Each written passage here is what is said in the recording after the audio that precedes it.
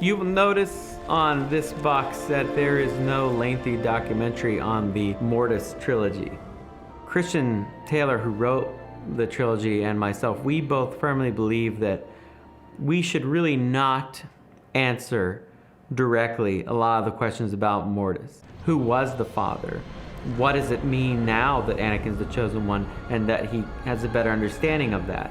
Ahsoka apparently died and she came back to life. Does that have any meaning? We have answers to those questions for sure, but if I answer directly what something is, I feel that I'll be robbing you of the purpose of that arc, which is to make you wonder. It's to make you challenge certain ideas, to ask questions. And that's exactly what we're going to be doing. We're going to be asking them questions and then answering them. And really solving all these mysteries of Mortis, specifically the daughter. So this is going to be the third episode in a series of videos documenting and analysing the different aspects of the Force, what the different aspects of the Force do, how the Force works, and the end goal is obviously to paint a big picture of the Force functions, how the Force works and everything, and then we can slot those characters from the material into that Force framework and see how powerful they are, and what's really going on in the story from a spiritual point of view.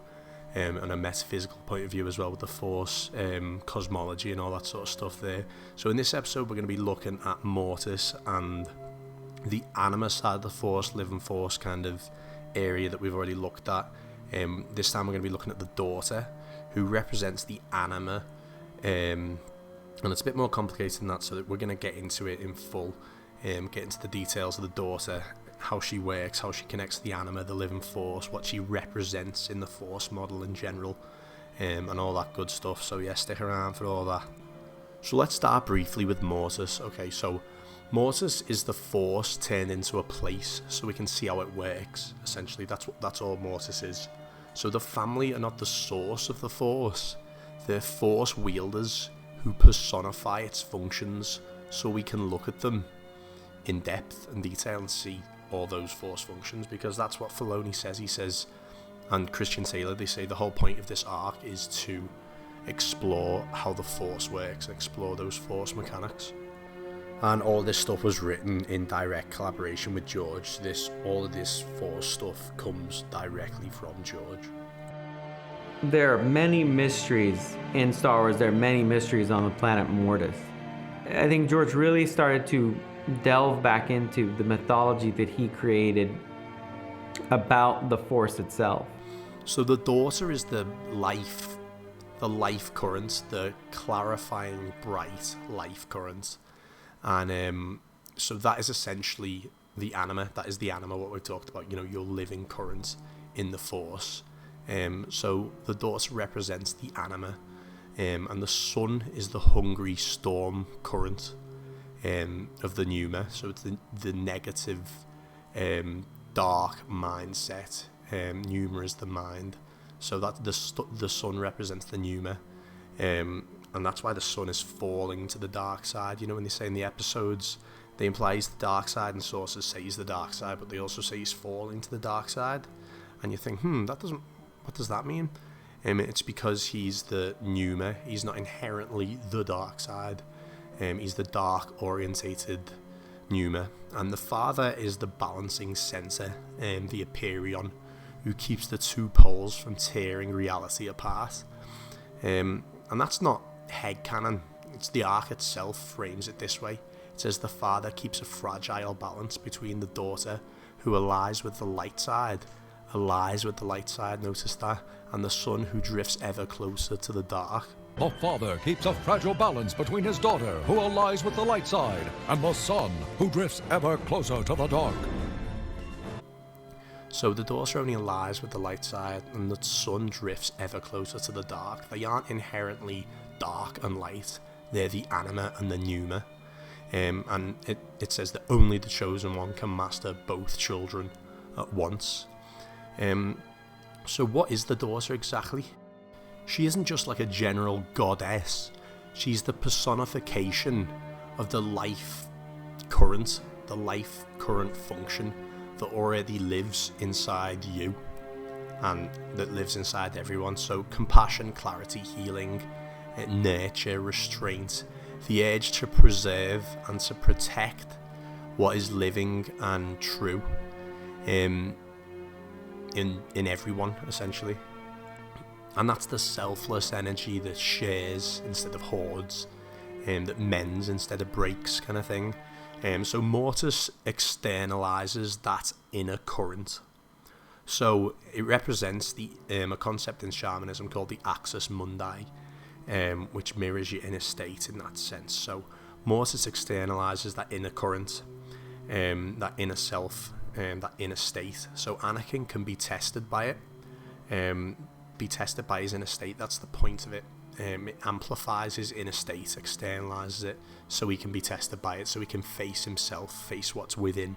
The first time George talked about it, it was pretty, I mean, you can imagine watching it, but just hearing him talk about this stuff. There could be these beings, and one's going to turn into like a gargoyle thing, one's going to turn into like a griffin thing, and I'm just like, wow, that's really different, for what I've seen. But at the same time, when I was talking to Christian about how were we going to do this, I was like, it all reminds me of, Luke on Dagobah, Luke in the cave.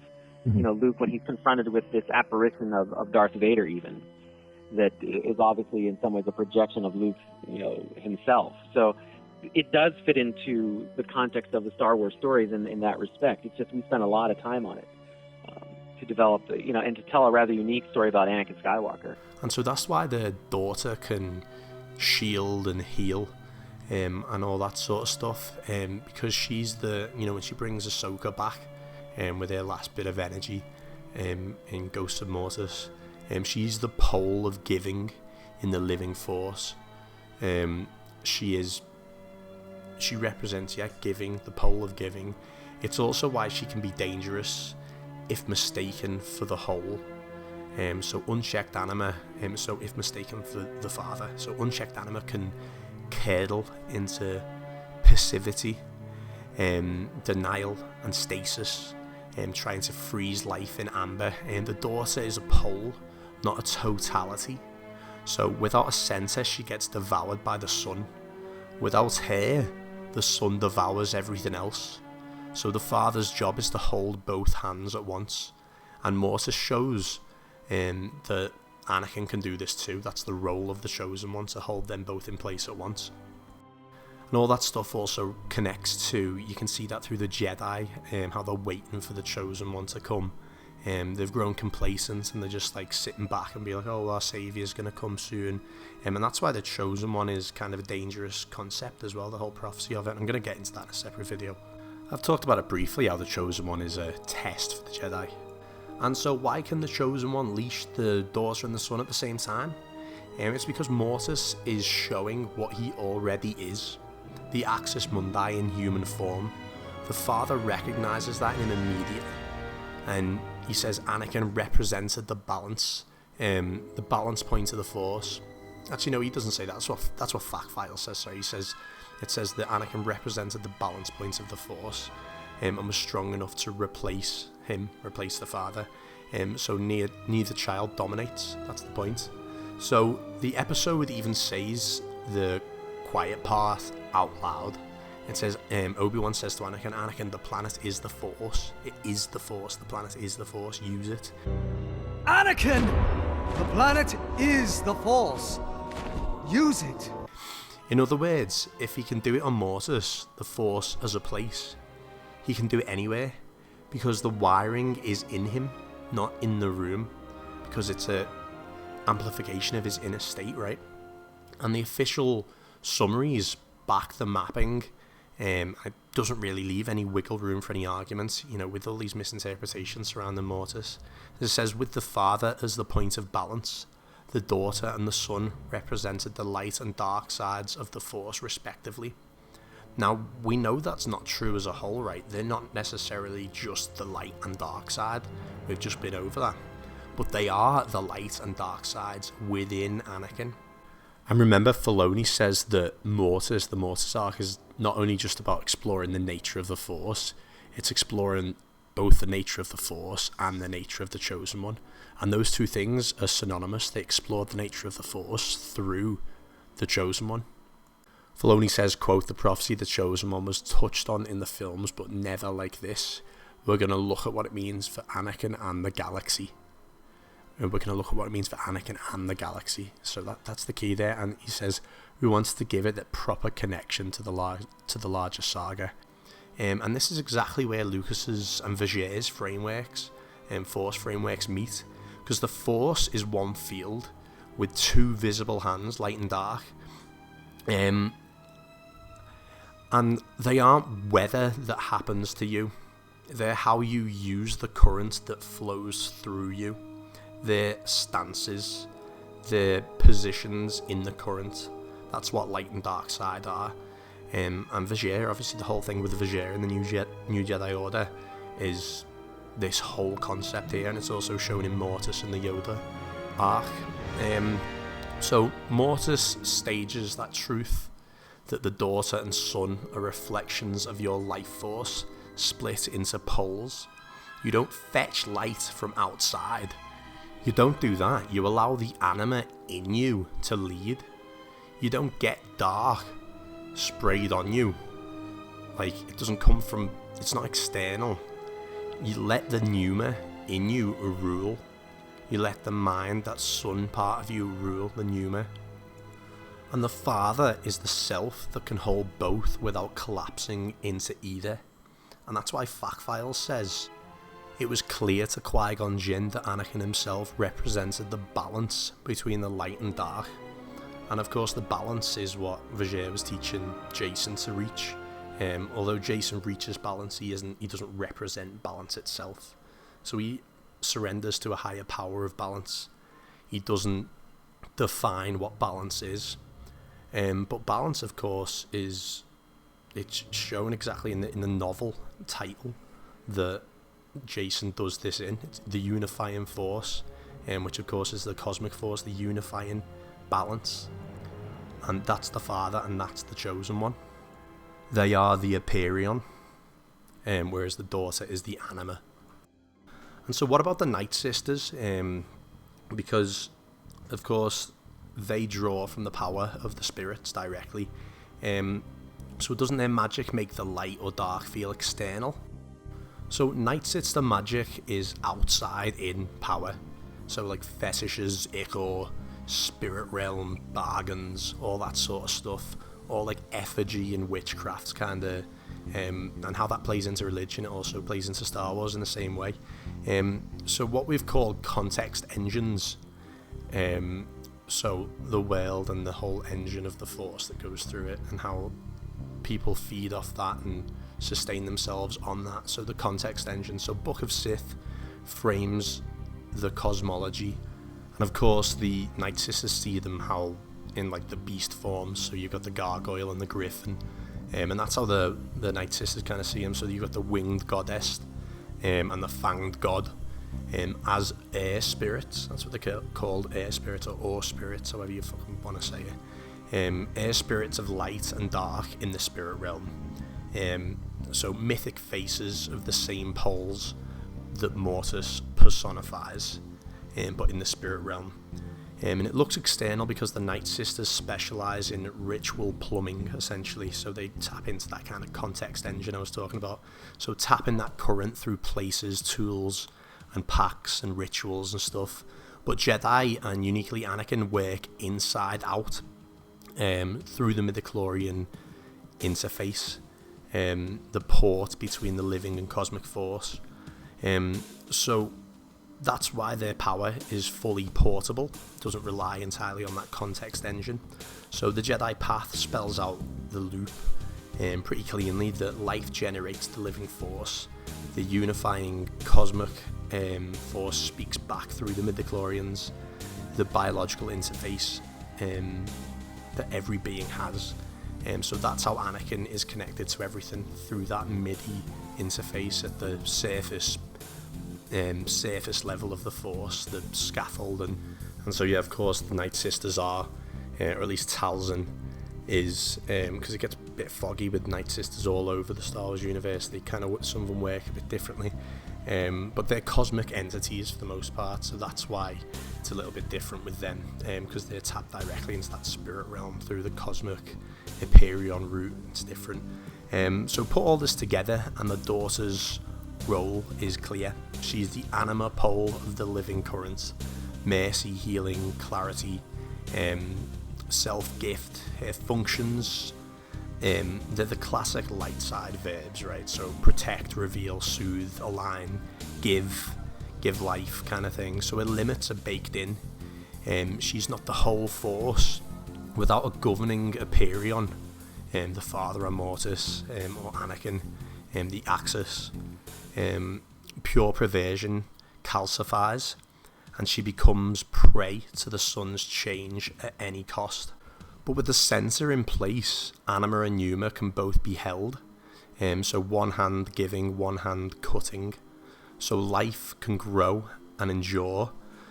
So that's why only the Chosen One can do the Father's job off-world.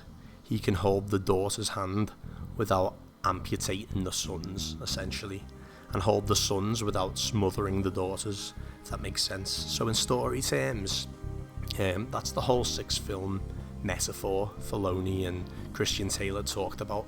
The daughter is Padme's compassion, Luke's trust, the Jedi at their best, and the son is fear, anger, control, corruption, and the father is the centre. Anakin is the only mortal who can stand where the father stands and make both hands obey.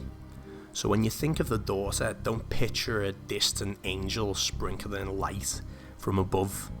Picture the giving side of your own life force, and that's all just blown up to mythic size on a world where the planet is the force, so it's all personified there.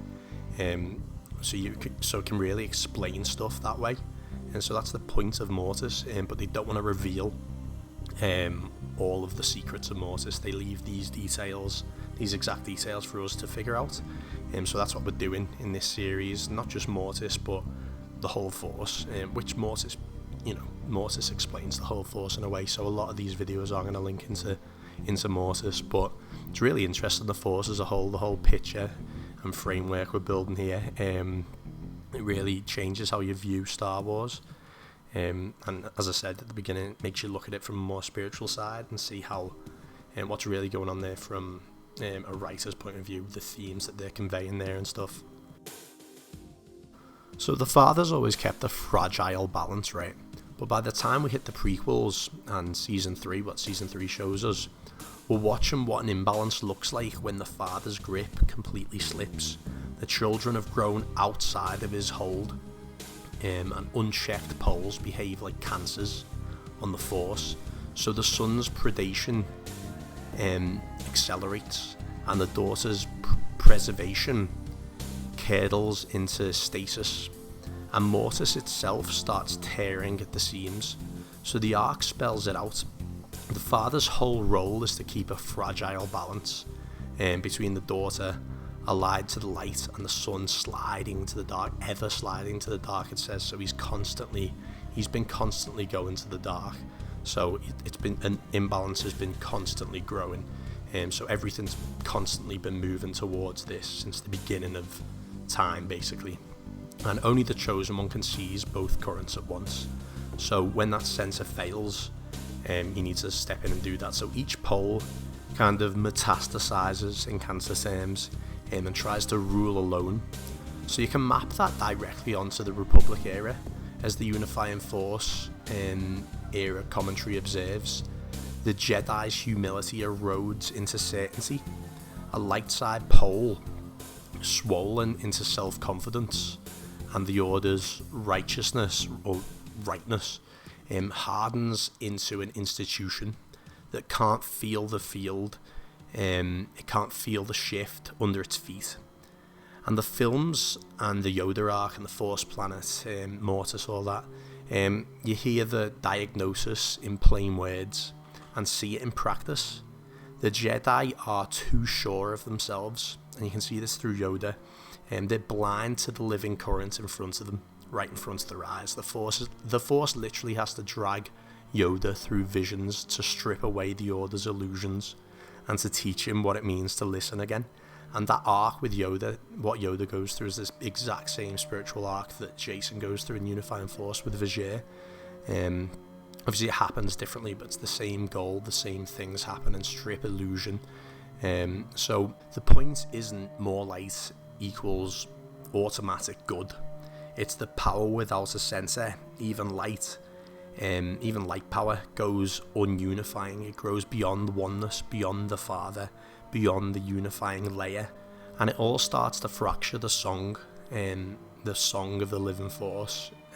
So that's why the daughter's lesson matters. She's the anima pole. She's healing, clarity, protection, but when the center fails, even the light pole becomes part of the problem. Too much light, too much power. That's the problem in Revenge of the Sith. They say the Jedi have cast too much light. They say that in Mortis, that too much light or dark could be the undoing of life as we understand it. Yoda, you see this through Yoda in Revenge of the Sith when he tries to meet power with Sidious. Meeting power with power doesn't work. So righteousness curdling into arrogance until an Axis Anakin stands up and takes both hands together again. That's what we're looking at in the prequels. And only then does the field remember the tune that the Father kept. Not pick a side and increase it, but govern both sides. So neither becomes a disease, a cancer. So when you think of oneness, you think of typically Jason's oneness in the unifying force, his oneness with the unifying force, with the whole.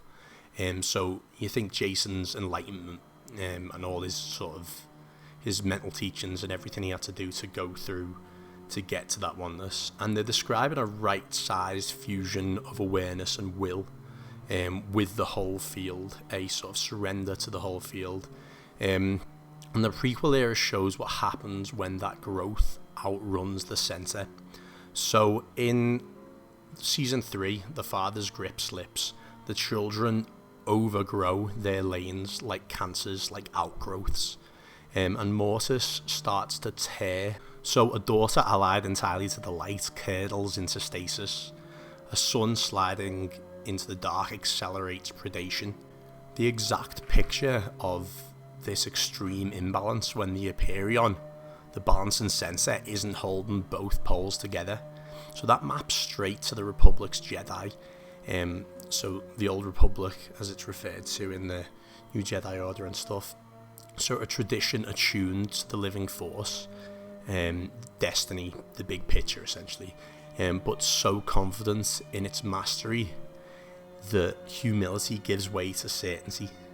The cure for oneness without a center is not more light, because even light ungoverned becomes an ununifying force. The text spells the loop though, the living force, the cellular immediate in the present. It feeds the unifying cosmic force, and the unifying speaks back through the midichlorians. You must keep the near and the vast in sync, and not inflate one hand at the expense of the other. And that's what Qui-Gon means when he says, don't center on your anxieties, Obi-Wan, keep your concentrations here and now where they belong, but not at the expense of the moment. Don't focus on the cosmic force and the future at the expense of the moment. So Mortis kind of dramatizes the fix there. Anakin, the planet is the force, use it, when Kenobi says that. If you can hold both poles there, where the force is a place, you can hold them anywhere, because balance is something the Axis does, not a weather report he obeys. So Anakin is balance. So the only reason he can interact with that on Mortis is because that's an amplification of what's already within him, as we talked about before. So that overgrowth also explains the overgrowth with the son and the daughter, and them going out of the Father's control, growing past the Father. That's why they're stronger than the Father in the episodes. That's why the son ragdolls the Father. It also explains why absolute darkness fogs everything, even the cosmic view. So in the Yoda arc, the Force itself has to strip the Order's illusions and retain Yoda, because in places of overwhelming dark, the signal can't propagate cleanly. So visions distort, time blurs, and even the unifying layer can be occluded until the center is restored. So Anakin bring in balance. So that obviously is mirroring how the Father's failures let Mortis unravel. So the priestesses flat out say there's places that have power over them.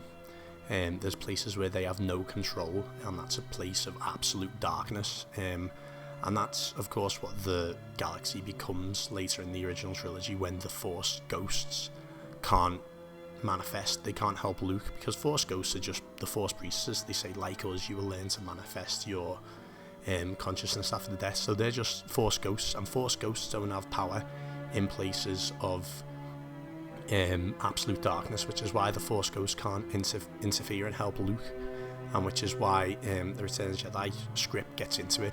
So there's Qui-Gon's commentary right before it all. He spells out the physics of it all, basically. It says that living beings generate the living force, which in turn powers the wellspring that is the cosmic force. All energy from the cosmic force feeds into all energy from the living force feeds into the cosmic force, binding everything and communicating to us through the midichlorians. So when one pole overgrows, the transmission layer distorts. So like vision, shear, and timing blares. So even unifying force guidance can be occluded until Axis is reset. Exactly how the father's failure lets Mortis unravel, essentially. So early Revenge of the Jedi drafts, so Return of the Jedi, it was originally called Revenge of the Jedi, they tie in with this. So the Emperor can feel Ben in the Netherworld, and even wonders if the Netherworld has influenced his perception. So the Emperor says, your master in the Netherworld cannot protect you for long. So only when a living Axis governs the meter does the channel clear. Hence why the priestesses conclude Yoda must learn to preserve identity and then guide the living. They say, like us. And that brings us back to the Daughter in the prequel era. So the PT Jedi's light side, fire, swells. And that's their power, which got too strong. But without a matching grip on the dark side current, the melody outruns the beat, in a sense, so the song goes out of time. And Anakin's job on Mortis and in history isn't to delete a hand, it's to stand at the centre, put one hand on the Daughter and one on the Son, and conduct both back into rhythm. That's the Chosen One. It's a metaphysical entity. It's not just a title or like some title given to someone who's pretty good. You know what I mean? It's a metaphysical force entity that's born. So it's not more volume, but he's the only musician who can make the whole orchestra play in time again. So everything alive dumps its spark into the river of the living force, and that river feeds the unifying cosmic force. And Mortis is where the whole circulation gets turned inside out, kind of thing, in a sense. So you can see it moving, so you can see the details, you can see it amplifies your inner state. So in that sense, it's being turned inside out. So the energy generated from all living things in the galaxy, in the universe, flows into Mortis and is personified by the respective wands. And so kind of like stepping into the heart of a big rain cloud and watching the current swirl below. The wands are just that energy in masks, essentially. So the Daughter is the giving current, the anima, pulled into a shape. The Son is the hungry current, the pneuma, pulled into a shape. And the Father is the balancing aether, the Aperion, that keeps the two from ripping the system apart. And because Mortis is the force made into a room, it also functions as a mirror of the Chosen One. All those flows that normally route through midichlorians in every cell route through him with almost no resistance. So when he steps onto Mortis, the currents that live inside him appear outside him as the Daughter and the Son, and they obey because he's the Axis they already answer to. In other words, the energy of every living thing flows through Mortis and Anakin, and the wands are that energy personified. So basically, to start tying this all up here, the Force has two hands inside every living thing. Anima, which is the life current, and the bright current, the fire, the healing current, and the pneuma, which is the hungry storm, the storm current, the angry mind, dark side orientated stance. And over and above both is the coordinating layer, the Aperion, or the cosmic or unifying force, which talks to life through midichlorians. Now you might be thinking, well, I've said Anakin's Aperion, but I've also said the son and daughter are reflections of Anakin, so is he not the anima and pneuma as well? And yeah, that's a pretty good way to frame it. Actually, the father externalizes the poles, so his center, the Aperion, stands apart, while the daughter, the anima, and the son, the pneuma, play out as separate beings. And Anakin is the same diagram collapsed into one person, because he's the chosen one. He carries the center, the Aperion function, and the two inner currents, the anima and pneuma, within himself. So he carries the daughter within himself, so that's the origins of the daughter. Well, not the origins, but that's her role in Season 3. And that's why on Mortis, his inside shows up outside as the daughter and the son, and why they obey. They're his poles, he's their axis and they're his poles. So yes, Anakin is effectively all three in one, and the Aperion that can set the rhythm, and the anima pneuma he can express or restrain by choice. That's the whole, he doesn't chase balance, he sets it idea. He's the conductor, and he contains both hands of the orchestra, and the daughter is an aspect of Anakin, but she's also a real entity in a sense. And here's how that works. So on Mortis, the force turns itself into a room, so you can see what's usually inside you. The daughter is the giving, clarifying anima current that already lives in Anakin and in everyone, pulled out into a person so it can interact, speak, and be tested. She's real on Mortis because that place is the force made literal. As Obi-Wan says, the planet is the force, and as the ones say, we're reflections of the life force around us. So internal currents can manifest as beings with agency, but she's also his light hand, because Anakin is the axis. That's why she listens when he stands up. She isn't a separate goddess he negotiates with. She's his own life current function, externalized, taking shape the way music takes shape in a hall. In normal space, the same current flows through him via midichlorians. Portable, and no temple required, no engine required, no context engine required. And on Mortis, the hall gives it a face and a voice, so that lesson lands within Anakin, so he can really pull everything apart from within himself. So yeah, the daughter can be both at once. As a symbol, she's Anakin's inner light made visible. As an entity, she's Mortis. She's a Mortis real force wielder who personifies that light for anyone who enters the node, but they can interact with it to various degrees. And that double status is the whole point of the arc. That Mortis isn't saying light and dark are aliens outside you. It's saying, look, this is what's inside you when the force steps into view, when your inner state is externalized. Anakin, being the Axis Mundi, contains both hands, the daughter, the anima, the son, pneuma, and the Aperion center that conducts them. And when he chooses, those hands fall into rhythm. When he slips, one hand tries to play the whole song alone. And so Mortis just lets you watch that inner truth walk around and talk back, kind of thing. So in plain terms, the daughter is the anima personified. So it's the mind, body, and spirit. That's the same thing as the anima, Aperion, and pneuma.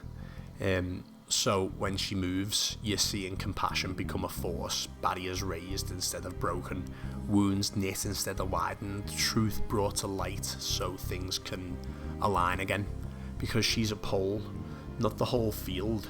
She has a natural limit. Left on her own without center, even pure light curdles into stasis and self-righteousness, and that's what's happened in Season 3. The melody swells so loud that the song goes off beat.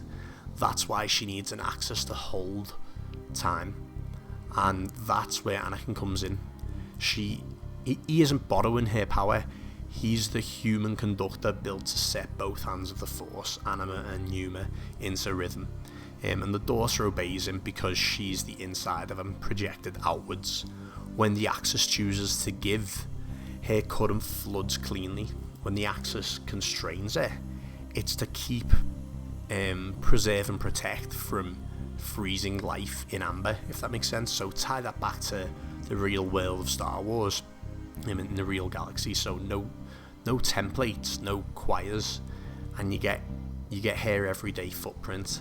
Wherever Jedi's presence steadies a room, wherever insight cuts through noise without violence, wherever sacrifice protects life so it can grow. And that's the daughter coming online from the inside out. She represents light.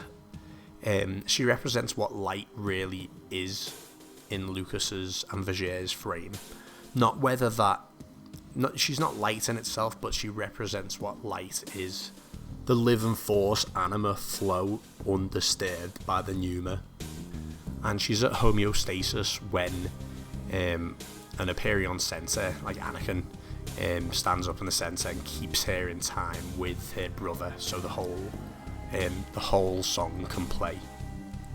So in Fate of the Jedi, the Killiks tell of a ritual of the Wands, where the son and daughter coalesce out of a geyser.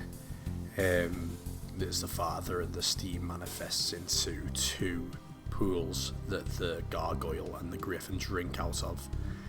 So that's what they're getting at when they say your power runs through me, because it is all connected in one system.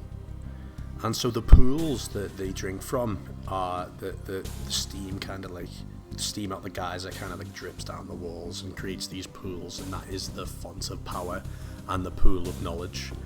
And obviously the griffin, the daughter, drinks from the pool of knowledge, and the son and daughter are unaffected by the pool and the font, because they are celestials, whereas Abeloth is completely, she turns into like a fucking squid, because she's immortal. And what she represents, if you haven't seen my Abeloth video, she represents going beyond her reach, getting something beyond your reach that you're not meant to have. So the font of power, what the sun drinks from, is an amplifier of will, and agency. So like raw volition, command, the push side of the force, the pneuma. That's where the sun will. The sun is like will, destruction, all that sort of stuff. He's that pole. So he can drink without warping because he represents that. Abeloth can't. The font amplified will, without balance, it'll just mutilate her.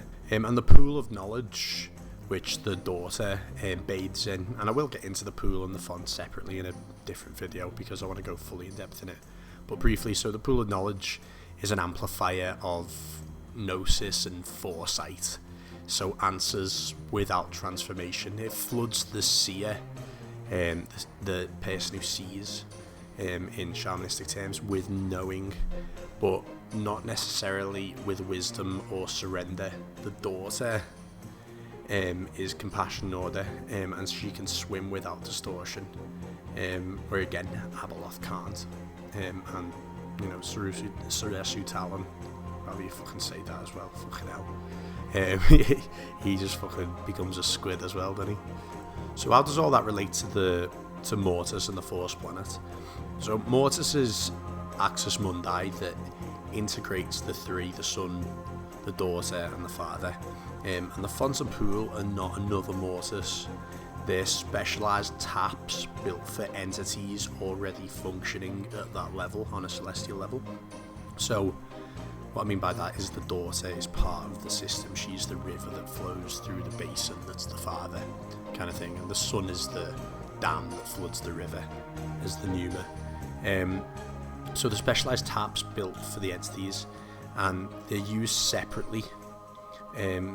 They hypertrophy one facet, will or knowing, without the father's integrating balance.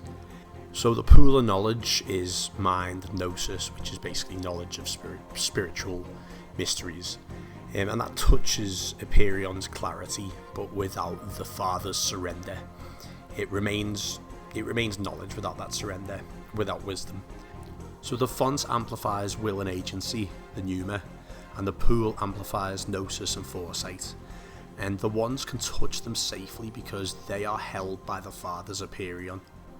Mortals who use them get asymmetrically amplified and warp and become squids. So Tharut in Fate of the Jedi says that the wands are being of the Force, the wands take any form they desire, the wands are what Celestials become. So the story is kind of mythic, but the mapping is kind of clear because the font is the sun's will. Essentially the font is the sun's will, and the pool is the daughter's knowing creation, and the geyser flow is the father's current. So the whole basin, that river metaphor. And it kind of maps onto how I was saying about how too much light is a bad thing. Because the pool, it's not necessarily evil foresight, but it's knowledge hazard. The danger is clinging to certainty. So Ben Skywalker says some knowledge destroys. And that's about the psychological hook, not about the truth being bad or anything like that. So that kind of links into how one of the avenues in which too much light can be bad, and how one can go down that path where, the daughter she's gone so far out of the father's control by the time of the prequels. So as the daughter grows beyond the father's hold, the nodes that should steady the current start getting exploited instead of curated. So think of the galaxy's sightlines like a chain of mirrors around a lake. When the anima, or the clarity and giving, basically swells without a center, the water doesn't just go calm, it starts to spill. The result isn't wisdom, it's overexposure. Too many visions, too much knowing, not enough governance. That maps cleanly onto the prequel Jedi. They're tapping the unifying layer harder than any era, while the basin itself is cracking, because there's this rend that the galaxy's sinking into. It's sinking into chaos, into Star Wars hell. And that's why we get that paradox, right? We get Jedi who are both stronger than ever and blinder than ever, less sensitive than ever to a certain part of the Force. And so they're basically reading more signals while making worse calls.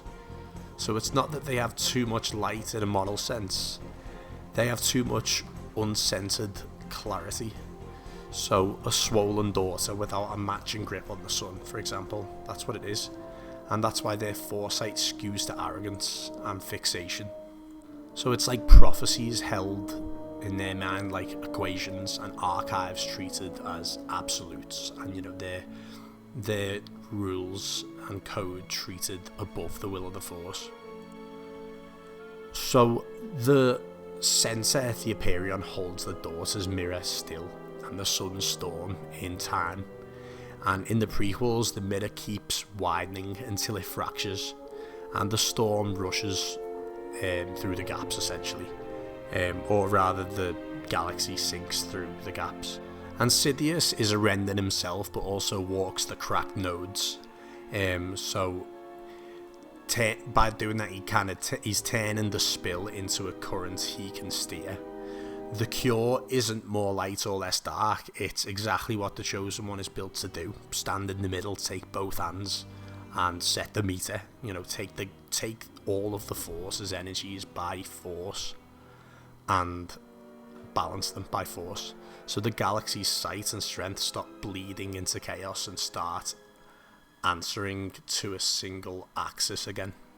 So to conclude and probably tie up here, because I know we said we'd tie up about 20 minutes ago, but the fonts of power and the pool of knowledge are Mortis adjacent cheat codes, essentially, that live out in the Maw on Abeloth's world.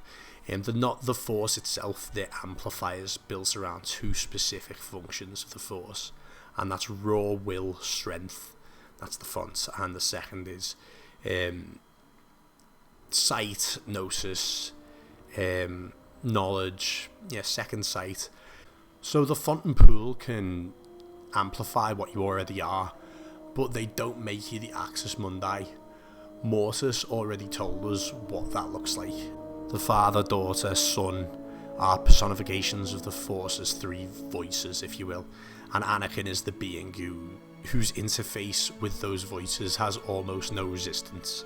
So the daughter tracks to the healing life, the current, your anima, and the sun, your hungry storm current, the pneuma, and the father to the coordinating layer, the cosmic force, and the Aperion, the unifying force, the cosmic conductor. And so in Fate of the Jedi, Abeloth, the mother, is what happens when a mortal forces the sliders to 11, essentially, from the outside. The Chosen One is what happens when the field itself picks a center and hardwires it inside someone from birth. So they're kind of similar, Abeloth and the Chosen One, in a sense. And so the reason we have to talk about the Chosen One and Mortis and Abeloth and all that stuff and the pond, I was about to say, the fucking pool, is because it directly ties into the daughter. They all fit together, the daughter, the pool, Anakin, and they all fit without breaking anything as well. People think that Fate of the Jedi kind of changes how Mortis works in the Clone Wars, and it doesn't. It all fits in. It was built around it. So Dave Filoni helped Troy Denning make Fate of the Jedi. They worked together on these concepts during the production, and so the daughter is a real entity. Filoni says a certain level of reality. There's a certain level of reality going on there on Mortis. That's what he says. So it is to be interpreted, which obviously what we're doing here. But she's also a dramatization of the same the life force current that lives inside every being and that flows through Mortis, just externalized on Mortis. So the pool of knowledge aims and concentrates the orchestra, essentially. I guess kind of like tuning a radio or aiming a satellite dish at the unifying cosmic broadcast or something. So when someone sips that water, it's not infinite wisdom for free. It's a temporary signal boost into a stream that's bigger than any one mind can hold, essentially. So that's why the pool gives visions, not omniscience. And obviously the daughter is really connected with this. She's integrated directly with the pool. It's essentially his source, in a sense. So it widens the aperture, but you still need a lens, and you can still misread what you see. So it's the same with the font of power. It's a surge pad for intent and potency. So it spikes your potency, it spikes your output, but it doesn't rewrite your wiring into the Chosen Ones. It doesn't make you the Chosen One in that sense. You know what I mean? It's different. It's not just a boost to ultimate Chosen One power. So like Abeloth drank from both, and she didn't become Mortis. She became an overamped, fucking juiced up user who can shove tides around. So by contrast, someone like Anakin, the Chosen One, whom the daughter is part of, doesn't need to drink from anything. His midichlorians were commissioned for this job. He was commissioned biologically for this job, and his port to the Aperion is so clean that the galaxy can synchronize through him without a room, a ritual, or an artifact, or like everyone doing the same thing kind of thing. So that's why you can govern the daughter or the son straight up. The outside in mirrors of the inside out hands he already carries, if that makes sense. That does make sense. You might have to pause for a second though. Pardon me, I'm incredibly smart. And that probably brings you to the question, how does it tie in there? Because if the daughter's got this infinite knowledge, but she is just a reflection of Anakin's inner state, then why doesn't Anakin just have infinite knowledge or all the pool font boons on tap if the daughter is an aspect of him? Because an aspect doesn't necessarily equal an accessory. The daughter is the cosmos acting out the life bright current. That's how it does that. So she's not a plug-in he can pocket. Anakin's gift is the coupling, the near zero impedance to all three layers, the anima, pneuma, and Aperion. He sits right in the center. He's an embodiment of all. He controls all. But not in the sense that he's owning the galaxy's supply like a loot in an inventory. The easiest analogy would probably be he's He's not a battery full of infinite charge. He's the best conductor in the grid. When he moves, larger currents, they self-organize around his choice. And the pool and font are like a lake and a generator built on the river. They can flood you with more flow right there for a time. But Anakin's sensor isn't local, it travels with him. Because it's backed into his birth, the Midichlorians fathered him into existence to be a vessel of pure force, to be the embodiment of the force. That's the point of him, it's biology. So it's not so much about the room or the temple, however you want to phrase it, or the hall. It's about the interface with it. So where does this leave the daughter's specific relationship to the pool? She's not the pool. She's the patron of the same impulse the pool amplifies. Clarity, compassion, restoration, harmony-seeking vision, a light side stance in the current. So on Mortis, when that current is healthy, the pool shows true patterns. When it's corrupted, like in Abeloth's era, the pool becomes too much signal. Too little sensor. Too much signal, too little sensor. Visions overwhelm, truth blares, and knowledge curdles into obsession. And that's why the saga treats pools, the pool and the font, with caution. They're loud, they're local, and, same with Nexuses, and they're easily hijacked by users looking for shortcuts. So, although they don't function exactly like Nexuses, they are different in the functions, and I'll cover that. But Anakin doesn't need them because he is what they're trying to imitate. A walking alignment of life current, storm current, and conductor. In Mortis language, basically the daughter and son bow because their source is already in him, and the father recognizes him as the successor precisely because Anakin's axis is portable. He can, he's the embodiment of the Force, not just on Mortis, anywhere. He's sovereign and capable of setting the meter anywhere in the galaxy, the meter of the galaxy. He can set that anywhere in the galaxy. And what that essentially is the whole system collapsed into one being and portable in the galaxy, balance embodied. He decides what it is. He's the force, he's the agent of the Midichlorians. That's what Jedi Path calls him. And the daughter is an aspect of that. It's all part of one big system. It's genius how Star Wars does it, to be honest. Obviously with philosophy and stuff as the philosophical, spiritual backing behind everything. It really connects. As I said before, Star Wars is really the glue that binds all these different philosophies and scientific theories and real world practices and everything together. It ties everything in a really good way. So basically, just to finish off with what happens when the daughter dies, with the loss of the daughter. So obviously this between season 3 and Fate of the Jedi, and it does have something to do. It weakens the barriers that eventually get broken that release Abeloth, obviously by Kaidos. But when the daughter dies, the galaxy loses its lift. The life bright healing anima that provides the counterweight the sensor uses to hold everything in rhythm. So without that giving current in play, the conductor, the father, the axis, has nothing to balance the storm, the pneuma.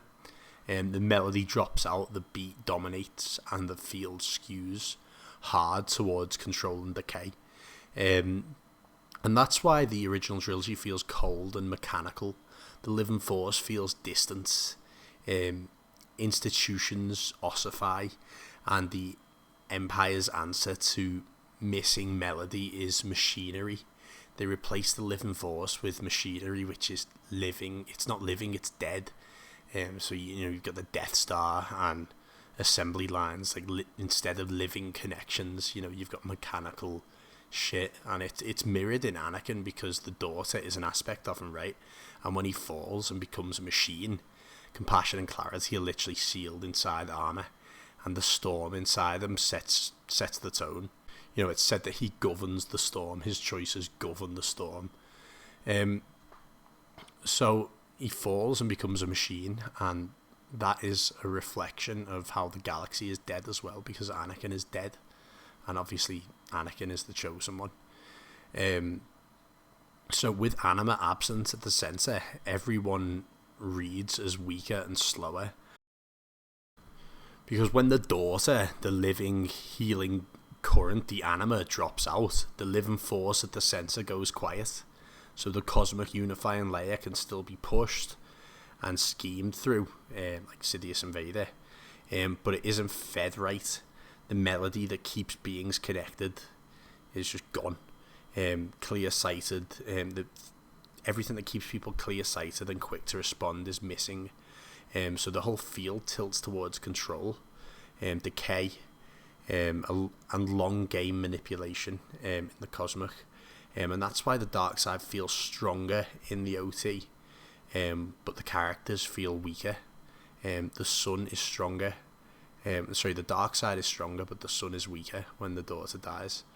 So the pneuma, the storm current, floods the board, but the sun type power is paradoxically weaker in individuals because it has nothing living to ride, it has no host, no anima to grip. So there's no balance center to hold it in shape. So it collapses into brittle domination. You see it in Vader and Palpatine, huge reaching cosmic. You got this big field of fear, these visions, webs, political chokeholds, which it's all emotions and it's webs and bonds and fear and all that. But it's all shriveled living presence at the same time. Like these are all zombies, bodies and spirits that are literally broken, propped up by suits and thrones, and Sidious is dead. He is literally just, his host is Vader, and he's living off of Vader's living force presence. And that's obviously another metaphor for how the fear has got hold of the galaxy.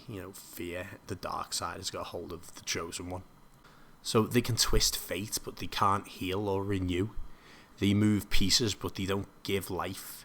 In a vacuum, everyone reads weaker and slower, not because the force vanished, but because the host current that made that dark side presence real, that made it more than an illusion, the link to reality is gone, and it's holding on by a thread. And that's why these guys are just zombies in the original trilogy, and why Obi-Wan ages a lot. I mean, that's obviously a kind of reconcile there with Obi-Wan, but that can be attributed to that, because that's what happens to Vader and Palpatine. So you can say, Ewan McGregor was a lot younger than Alec Guinness. And it was only like 10-year gap. You can use that as a reconcile there, because it makes perfect sense, because the same thing happens with other characters. And obviously with the anima missing, old barriers that relied on a balance field, like the locks that kept Abeloth in check, and they start to fray too. So take away the daughter and you don't flip light into dark, you cut the living force out of the mix. The cosmic gets hijacked by will and fear, and the galaxy marches into a grim one. And Anakin restores a lot of that, but there's still some issues that go past Anakin's death, and I'll get to that in a different video. That's a whole different topic. But I want to just note real quick that I had previously stated the position that the sun is the wild, untamed anima, and the daughter is the light stancing pneuma, which can kind of work, but it only carries you so far, and then you start running into a lot of issues and contradictions. So I've weighed up all the options here, and this is definitely what the daughter represents to the T. So that's the daughter for you, and how she fits into everything, how she fits into the Force, how all the Clone Wars, Fate of the Jedi ties into that, how the Chosen One fits into that, and how the Hyperion, Pneuma, all that, Plagueis' writings, how he talks about how that all fits into the Force framework. So hopefully now you understand a lot more about the daughter and how she works and functions. I'm going to be doing the son next, the father, all different stuff like that. I'm going to be covering everything to do with the Force, every single thing to do with the Force, because we're going to get a complete clear image. We're going to put, each video is going to be a little piece in the jigsaw, and we're going to complete it piece by piece. But yeah, if you're interested in that, stick around, and I'll see you in a bit.